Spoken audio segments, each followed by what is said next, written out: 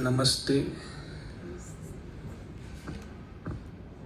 It is a great pleasure to be here. I think I have visited the residence of Mr. Vijay and Mrs. Shiromani Vijay a few years back before COVID. And we had a talk here. So this is after I think 3 or 4 years that I am visiting the same place once again.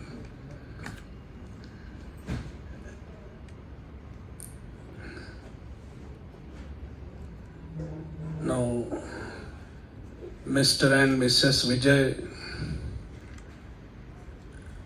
and the family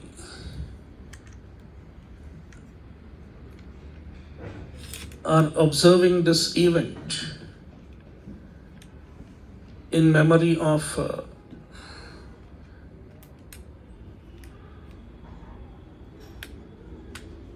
their father and father-in-law, Mr. Iyengar, late Mr. Iyengar. And Mr. Vijay sent me his picture and a few sentences about him. And I read it. So it said, kith and kin and strangers benefited from his support and generosity, if I am correct. Yes. So it is nice to read about somebody who was generous. Generosity is a very important value.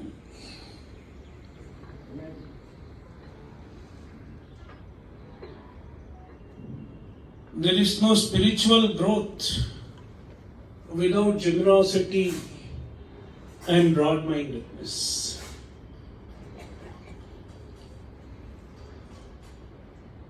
If one is not generous and not broad-minded, and he says, I am spiritual,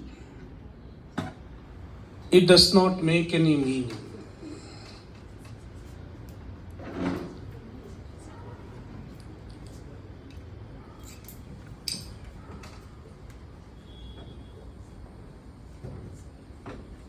And also, it is a good thing to remember our ancestors and remember all the good, noble values and virtues that they have followed.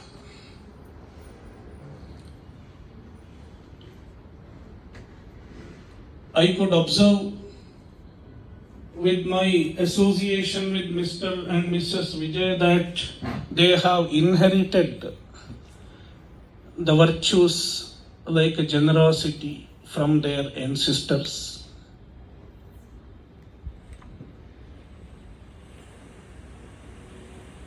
It is important to look at our ancestors and learn the virtues from them, learn the dharma from them. We have the idea of inheritance of dharma. This is not understood by many people nowadays. You understand the inheritance of property. Everybody understands we should inherit our parents' property.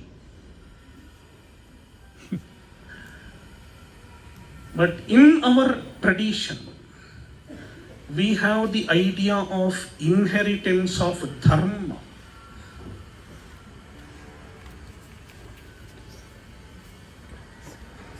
Yenasya pitaro yataha, yena yatah pitamahaha, tena yayat satam vartma, tena gachanna dushyati.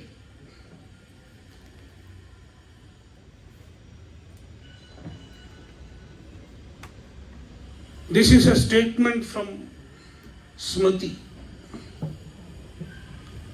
Yenasya pitaro yata.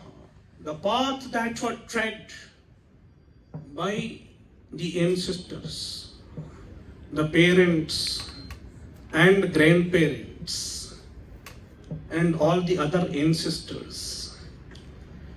If you follow the same virtues, the same noble values,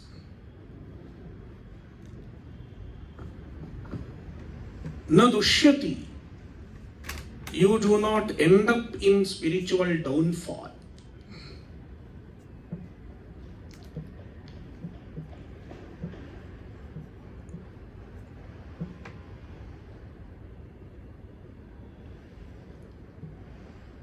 We have a loss of financial fear, financial loss. There is a fear of loss. I may lose wealth.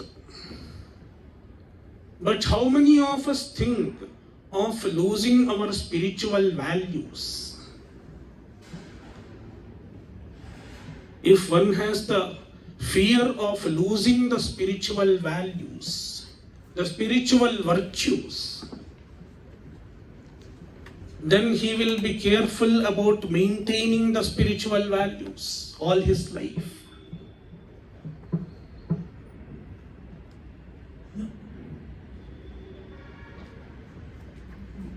And in order to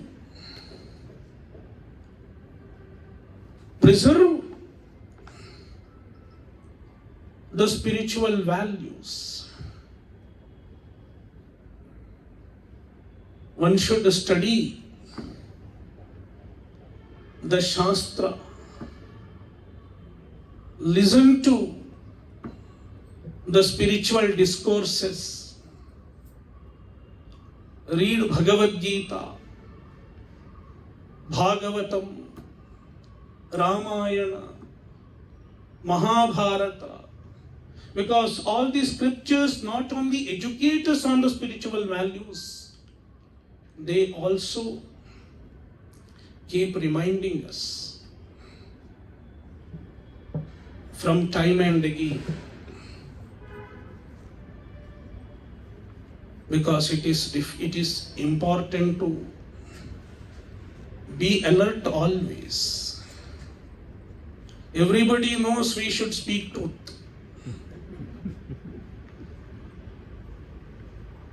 And everybody speaks truth also when there is no problem.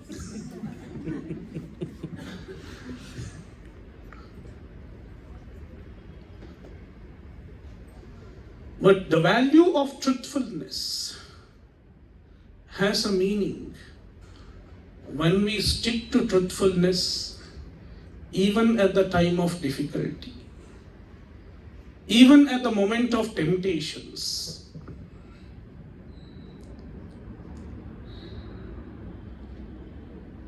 Now, Mr. Vijay told me about the audience, what kind of audience to expect.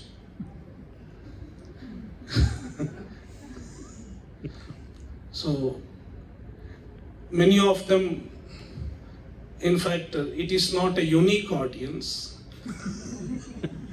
Majority of the people who come to me are at the, they are either retired or about to retire.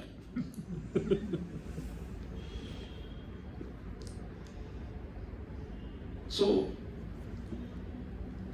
how to lead a graceful retired life?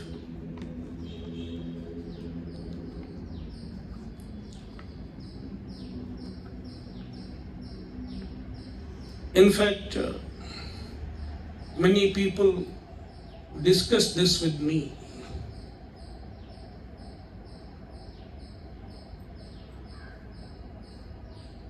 After the age of 60 or 65,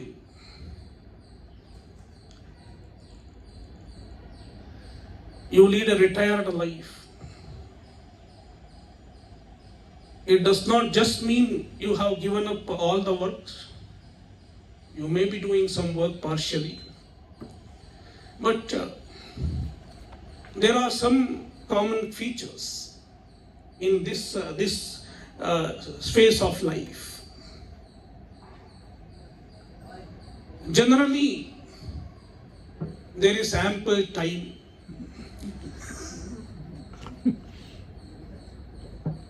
Before retirement, there is a lot of work. The schedule is very busy. But after retirement, after the age of 60 or 65, you have completed most of your responsibilities and there is ample time. At least you can manage to spend some time. How to make use of your time in a meaningful way.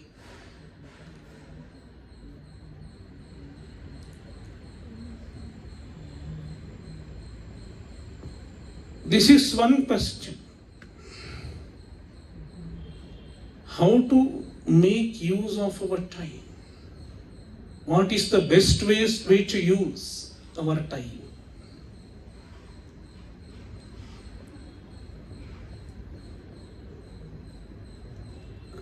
Most of us find some kind of entertainment. Let me watch TV.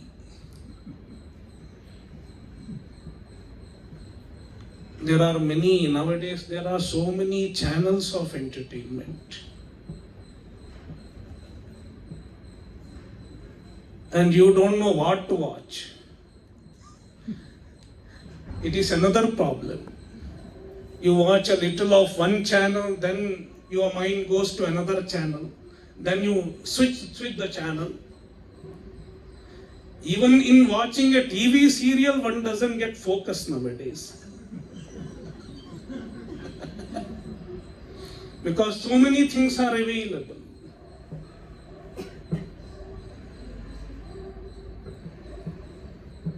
In olden days, it was not so. Entertainment means yakshagana. Once in a while you watch a yakshagana or a kathakali or a classical music, live music. It had meaning. But now everything is available in your smartphone. I don't know how far it is really entertaining.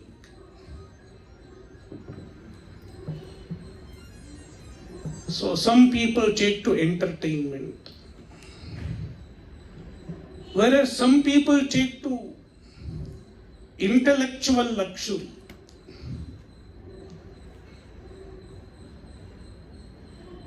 They read the newspaper from cover to cover, from top to bottom, and underline and highlight all the newspaper.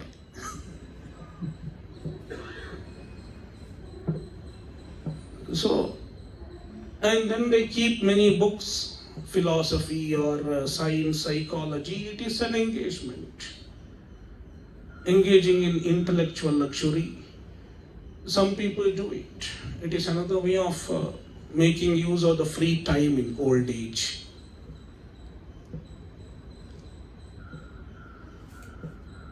Nothing wrong about it. Nothing wrong in having entertainment. Nothing wrong in going for intellectual luxury. But according to me, as well as according to the Shastra, there is a much more meaningful way of spending our free time.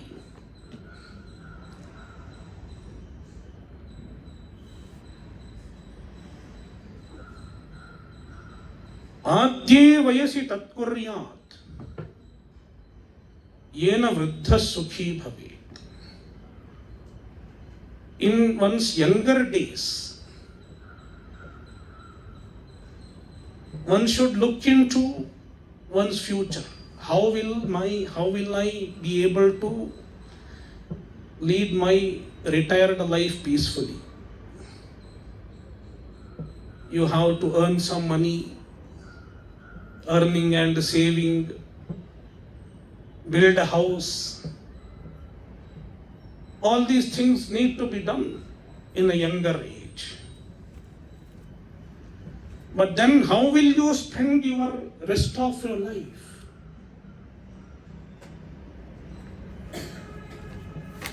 Purne vayasi tat kuryat yena vruddhas sukhi yena pretyas sukhi bhavet. Here comes the idea of the eternity of an individual. Just the material success. You have built a house, you have earned money and saved money. Is it all in life? Or should we accomplish something more in life?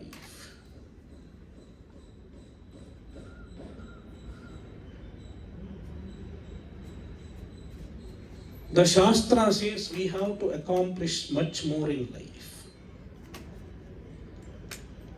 And it is not the material success. It is not the material pursuit.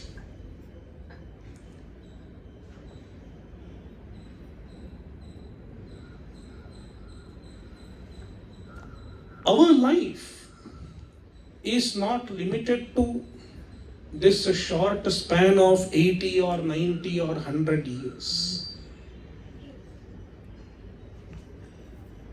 How many of you celebrate your birthday? Please raise your hand.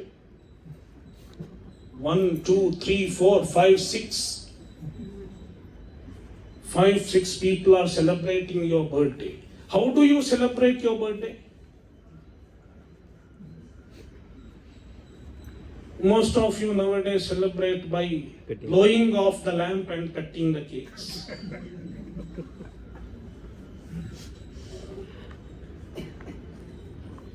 I'm not against anything, but our Shastra says we have a different way of celebrating our birthday. We perform certain homas, certain pujas, Ayushya homa. That is how we observe our birthday. Anyway, that's a part. It is not the point. Do you think it is really your birthday?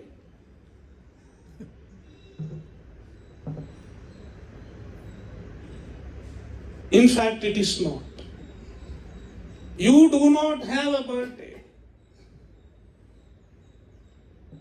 It is the birthday of this body.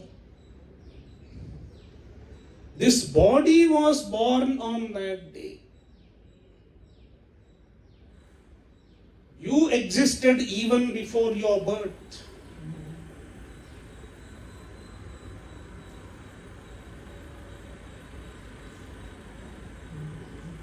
It is logically so, because without having a previous birth, how can you even get this body? Even to get this body, you should have done something. Nothing comes free of cost. Even this body, we have earned through our previous karmas. That is how we got this body. It's a result of our own past karmas. Therefore, this is not your first birth. And likewise, it is not your last birth also.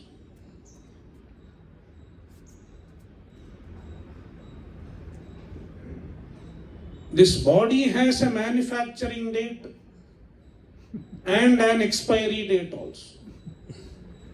When you buy a product, there is a manufacturing date. It is printed.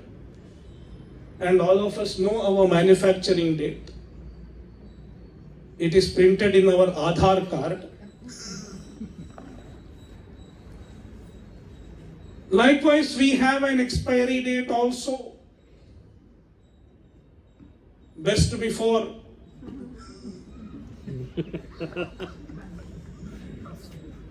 and we are not aware of it. Everyone knows there is an expiry date, but unfortunately it is not printed. Had it been printed, our life would have been different. If it is printed in our hand, suppose, expiry date, life would have been different, because we would have thought this life is temporary. So I should do something great, something good, so that my life hereafter will be better.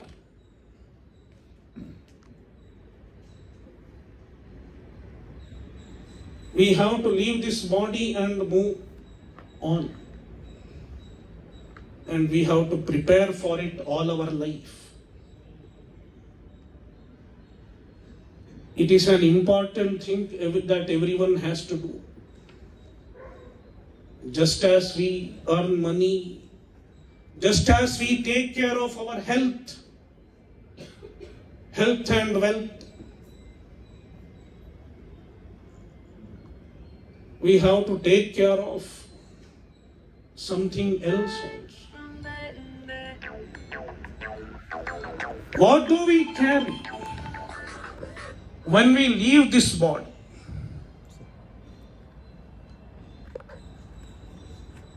In our final journey, in our final departure, what do we carry with us?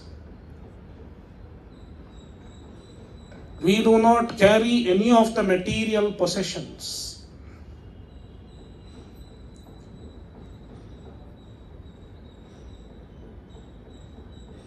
We do not carry the money. Dhanani bhumau pashavascha goshthe. This gentleman left the body and he has departed. At the time of departure, what he leaves where? This shloka says, Dhanani bhumau.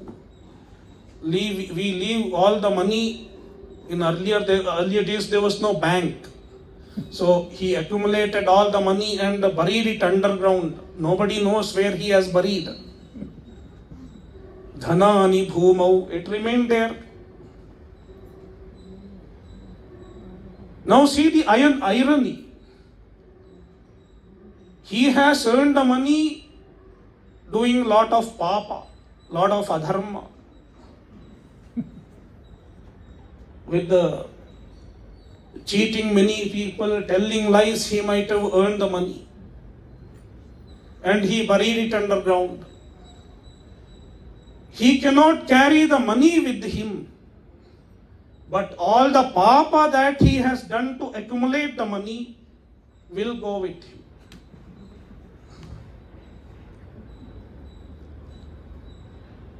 Pashavascha goshthe.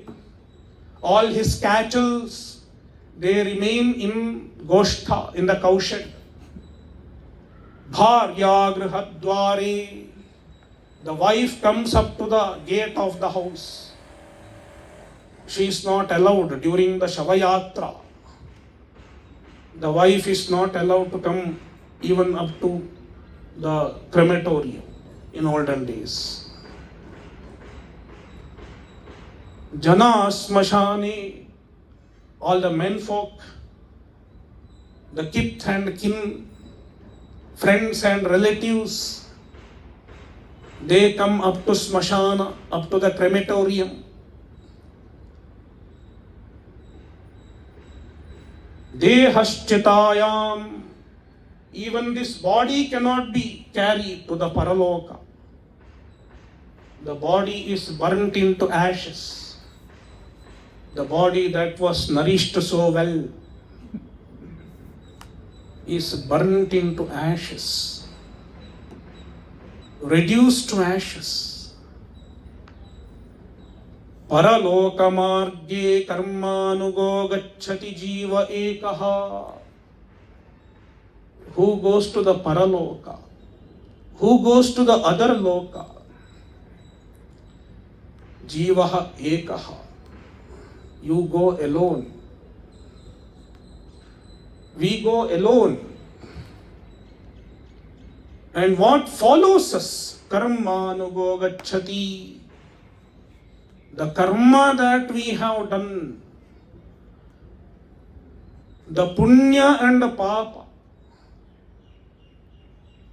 it follows us. All the virtues that you have done is carried forward.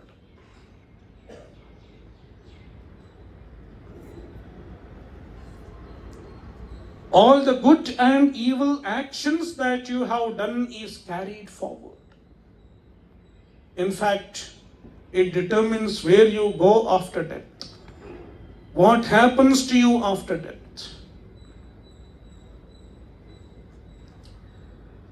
Therefore,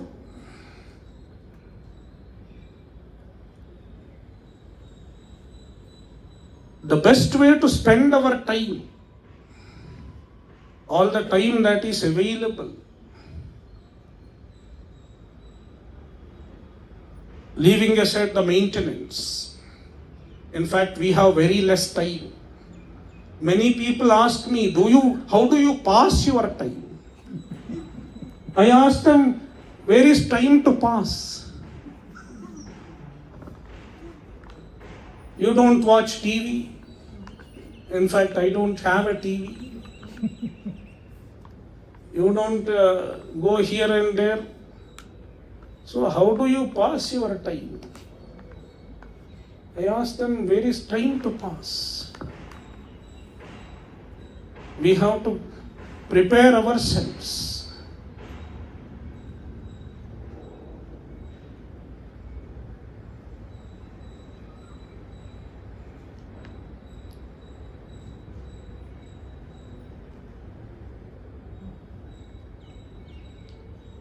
And how to prepare ourselves?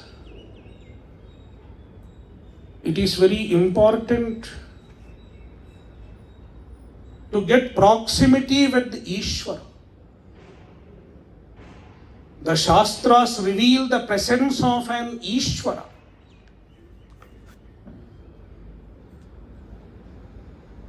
You call it Ishvara or Bhagavan.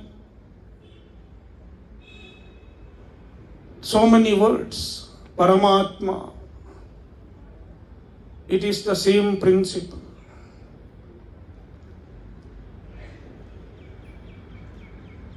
The Vedas, they reveal the presence of the Ishvara. We have a unique vision of Ishvara.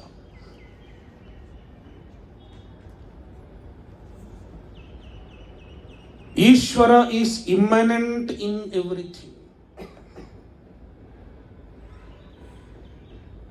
Ishavasyamidam sarvam.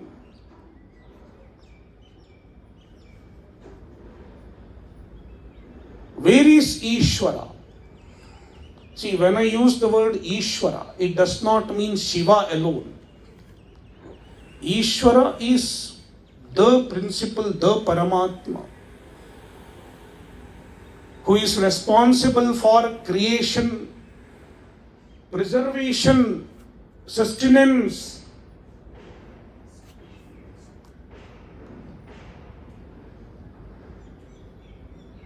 And Ishvara is the one who answers all our prayers.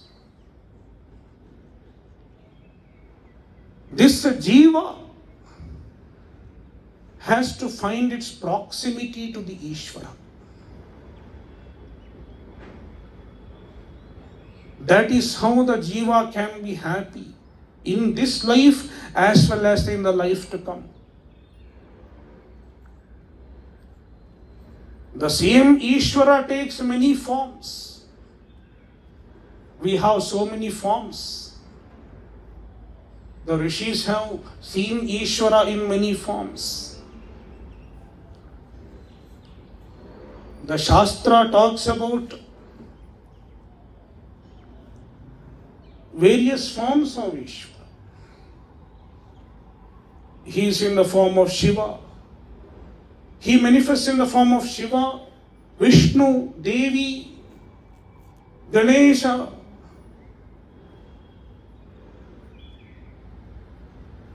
All forms are the forms of same Ishvara.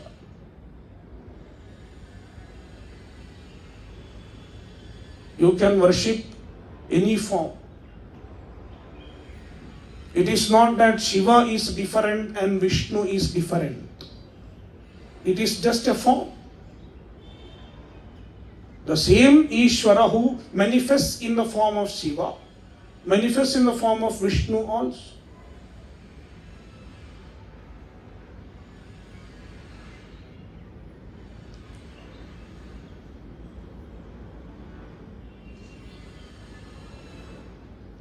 If this Jiva has to find peace, Jiva means all of us, the individuals. As individuals, we are all Jiva. And these Jivas keep complaining all the time. Everybody is a complaining individual.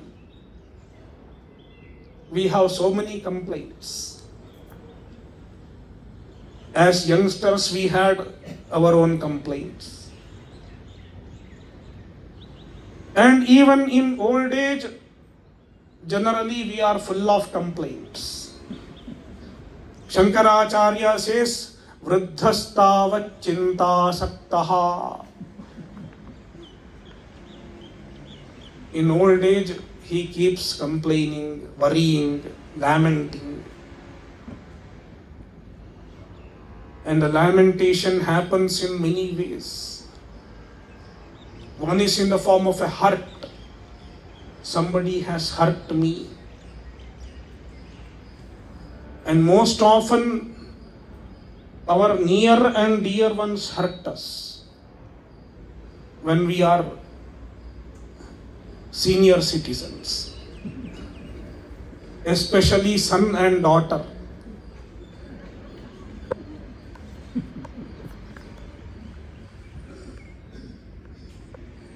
Because that is the type of complaints I receive.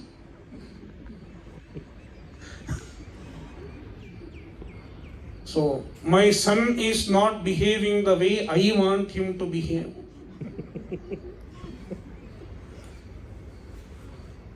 My daughter does not do what I want her to do.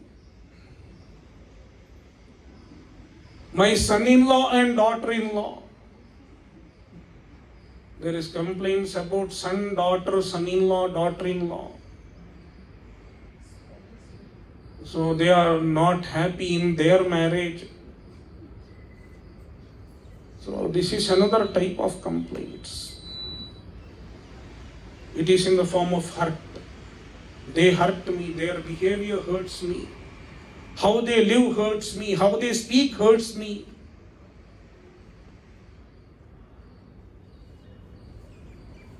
And then there is a feeling of guilt.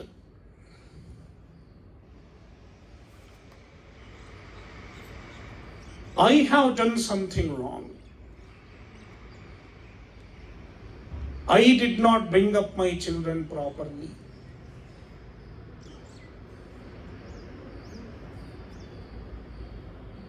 Recently, a lady told me, my daughter's marriage failed. So what prayashchitta should we do for it? Should we do any prayashchitta, they were asking. Because they were guilty. They might have, made the wrong match for their daughter. So they said, we have inquired, we have tried to know to our best, but still it failed. So this is a feeling of, guilt. So there is hurt and guilt. Kimaham sadhuna karavam, kimaham papama karavamiti.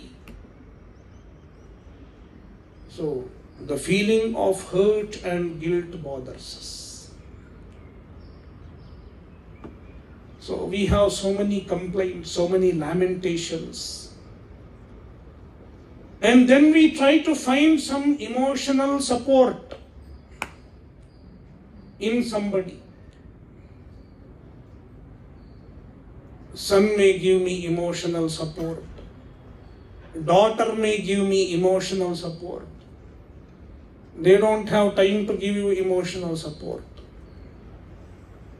Generally, nowadays everybody has their son or daughter abroad in America or Australia.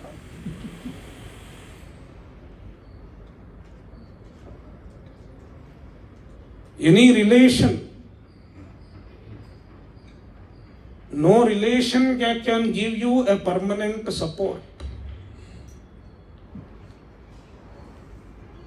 Mahabharata says, Yatha kashtancha sameyatam mahodadhau sametya cha vyapeyatam tadvad bhuta samagamaha.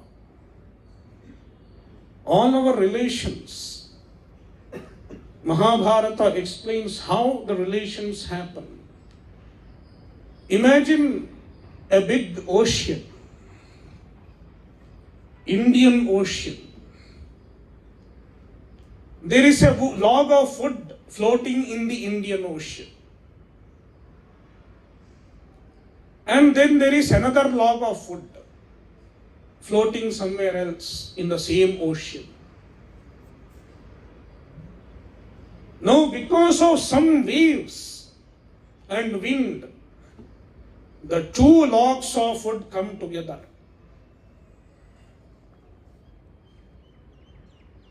Two freely floating logs of wood are meeting together in the ocean. That is how every relation is. You think your son, your daughter, in fact it is another jiva. Now it has taken this role of your son or daughter.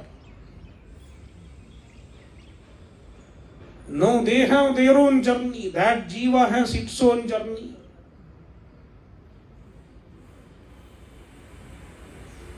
No jiva is meant for you. And you are not meant for anyone completely. Sametya cha vyapeyatam. And these two logs of wood can get separated at any moment of time.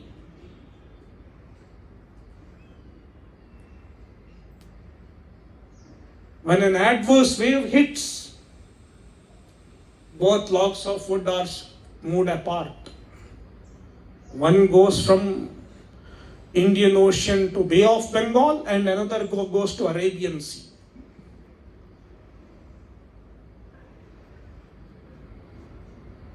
Therefore,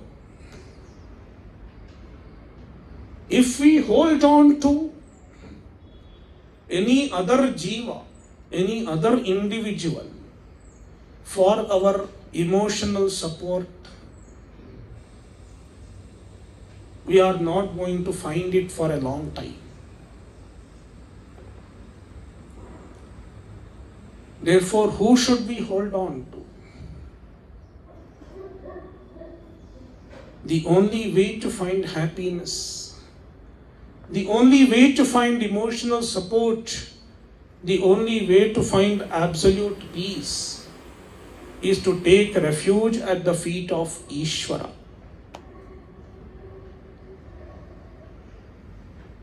To cultivate our relation with Ishvara, to cultivate our devotion to Ishvara. We are blessed to be born in this culture where we can easily relate to Ishvara. There are so many forms, so many modes of worship.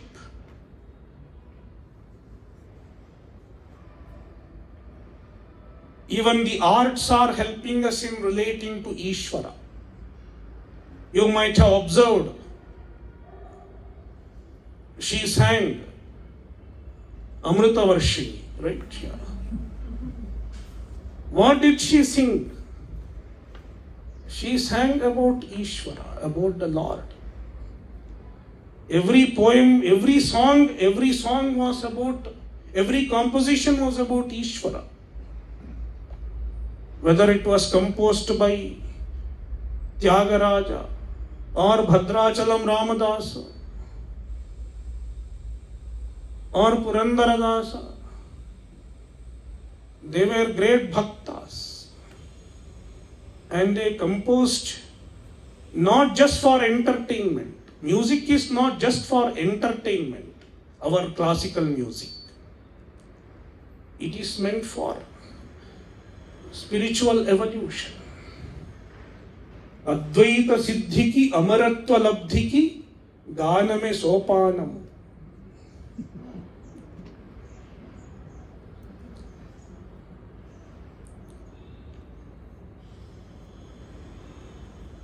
Therefore,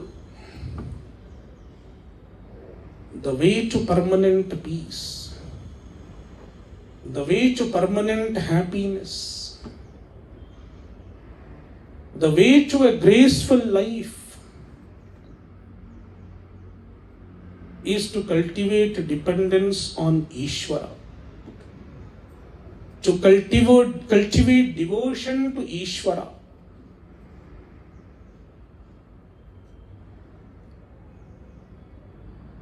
Therefore, spend as much time as possible in sadhana.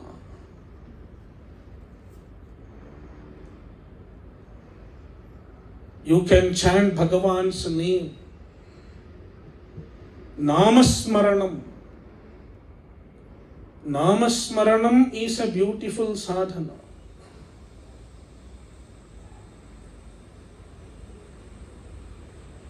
ನೀನ್ಯಾಕೋ ನಿನ್ನ ಹಂಗ್ಯಾಕೋ ನಿನ್ನ ನಾಮದ ಬಲವೊಂದಿದ್ದರೆ ಸಾಕೋ. If you look into our spiritual literature, Namasmarana is glorified. There are so many songs in Dasa Sahitya, Purandaradasa, Kanakadasa and other dasas, they have also emphasized on chanting Bhagavan's name. You can chant any name, Rama or Krishna, Govinda. Chant Bhagavan's name and relate to it. In fact, all the difficulties that we find in life are a blessing in disguise. In Bhagavatam, there is an episode where Kunti prays to Krishna.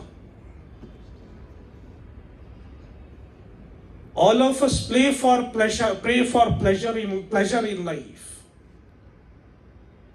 I want pleasure, I want happiness. But Kunti says, Vipadas-santu nashashvat tatra tatra jagadguro bhavato darshanam yat syat apunarbhava darshanam. Kunti says, let me have difficulties in life. Keep giving me difficulties in life so that I can remember you, O Krishna. And so that I can see you, O Krishna. This is Kunti's prayer.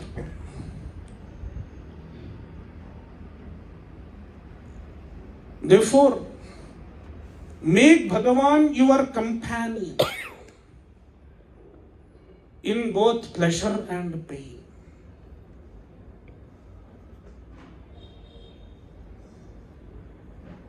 There was a great saint. He prays to Bhagavan, Sukhavāgali bahu dukkhavāgali, Sakhanīnāgiru Panduranga. May it be pleasure or pain, be my friend, be my companion in both pleasure and pain.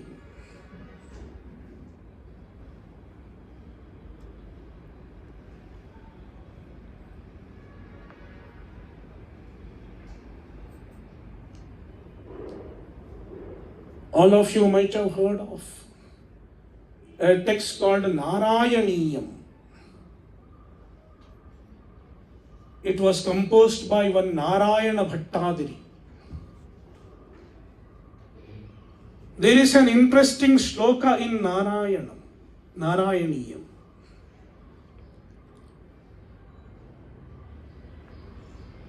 Where he says, Kashtate srishti cheshta bahutara bhava khedavaha jiva bhajam ityevam purvamalochitamajitmaya naiva madhyabhijane no chet jivah katham va madhurataramidam tvadvapushchidrasardram netraishrotraishcha pitva paramarasa sukham bodhipure ramiran. He says, earlier I was thinking there is so much of difficulties in life. Life is so difficult. When we hear so many news, message, nowadays social media, there are so many painful news. Violence is happening everywhere. In fact, we don't have to go very far for violence. Even in this building, there is so much of violence happening. Every day people are eating chicken, mutton and so many things. It is also violence. I don't understand the rationale why killing of human beings alone is violence. According to me, even killing chicken, mutton is also violence. So, life is full of pain. World is full of pain and violence. Is the time over? Should I stop now? For a few minutes. Few minutes, okay. So, earlier I thought life is difficult. But now I understand that it is not so. All the difficulties in life, all the pains in life, they are meant for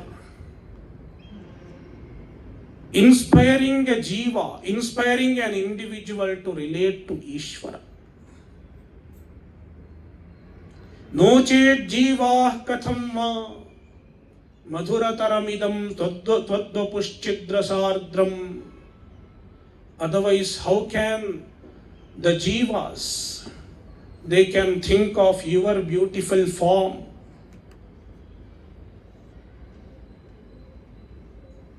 and find the ultimate happiness. Parama sukha rasam bodhipure rameran. How can they dive into the ocean of ultimate happiness and ultimate peace?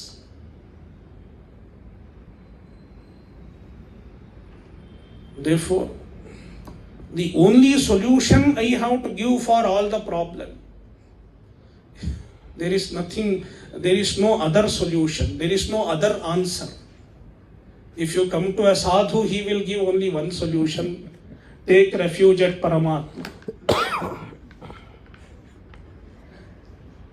So if we go to a Swami, he will give this solution only.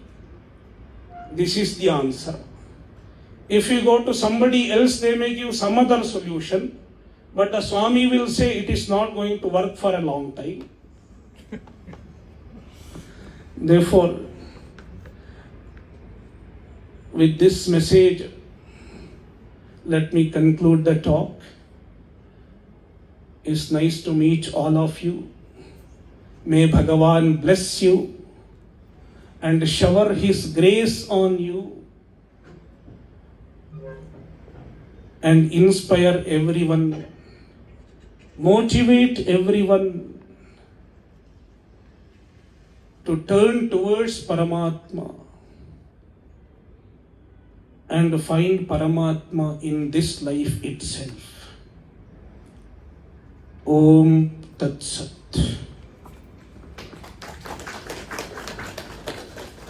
Anybody would like to ask Swamiji any questions? You have any?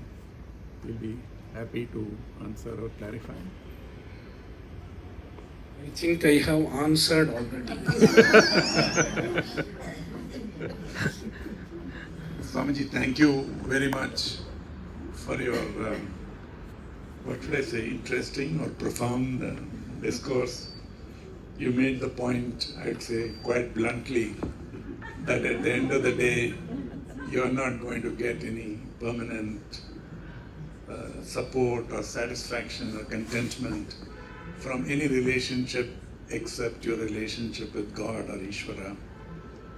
This is a message which is necessary for every one of us, not only for senior citizens, I think, but for all age groups, because I think the biggest disappointments in life come not after 60, but even earlier. So this is the perennial philosophy that Aldous Huxley talks about. This is the truth which every religion talks about. Move slowly towards your maker. Now before lunch, I have a couple of pleasant things to do. One is, we have received several messages from Mr. BKL Iyengar, Nachu's brothers, sister, and of course Kitty, his son, who is unfortunately he couldn't participate. These messages are somewhat long, so we will put them in the family groups for you to read. I'll just say a few words, my own experience with my father-in-law. He was really a wonderful person. Almost everybody who has met him was touched by his helpful nature. He was helpful to everybody, kin, friends, anybody who came near him. In a very quiet way, he went about helping people.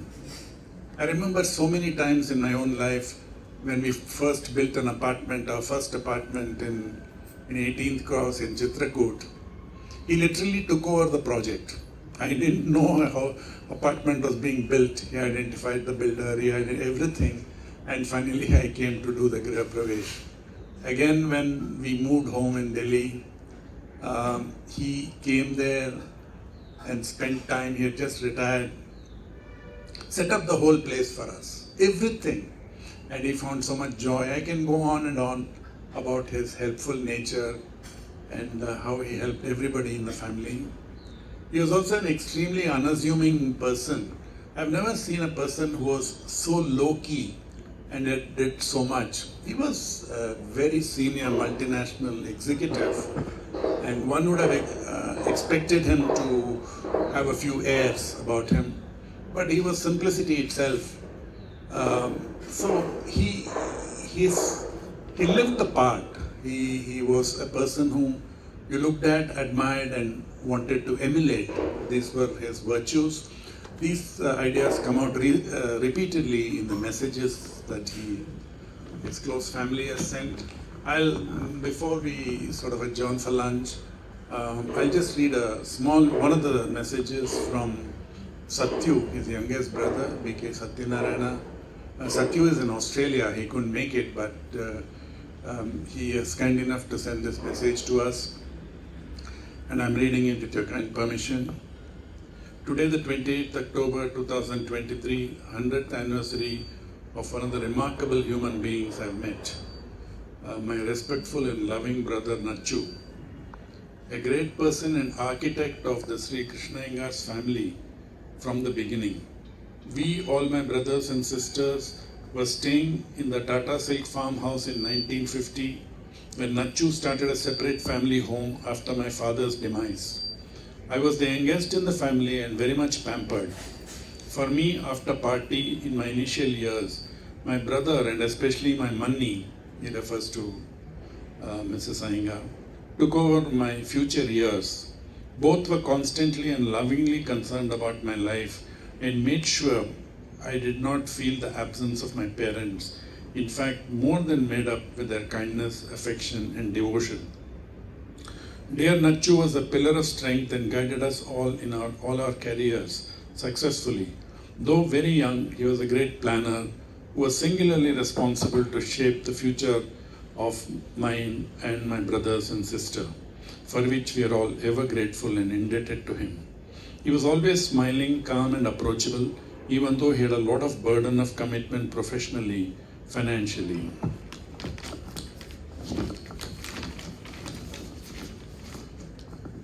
He was very hospitable, and when anybody came home, made them feel comfortable. Everyone loved his company as he had a kind word for everyone. He had varied interests like music, spiritual discourses, tennis, and cricket. Almost on every Sunday, we brothers played tennis ball cricket, and some of our friends joined us too. Undoubtedly, he was a loving brother, husband, and father. Both he and money had a say in all my activities and saw to it that I settled down in life. I thank them immensely. Dear Nachu left us really prematurely at the age of 64. It was to be his time of enjoyment and relaxation after decades of hard work. But alas, it was not to be. An era came to an end. This is the message from Satyu, B.K. Satyanarayana, his youngest brother. Now, is Sita? Huh?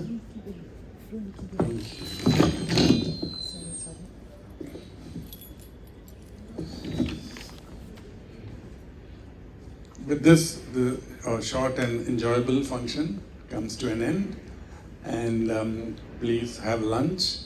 And Swamiji has also been kind enough to agree to stay for lunch. So if anybody wants to meet him or take his guidance, you're most welcome. Thank you all very much for coming and responding to our invitation, coming early and staying for the concert and for the discourse. Thank you all very much.